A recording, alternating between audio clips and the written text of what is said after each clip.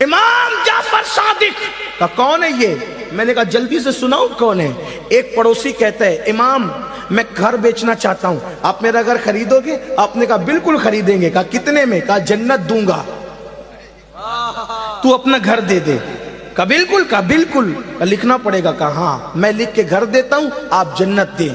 امام جعفر صادق نے لکھا میں نے اپنے پڑوسی کا گھر لیا، بدلے میں اس کو جنت دے دیا۔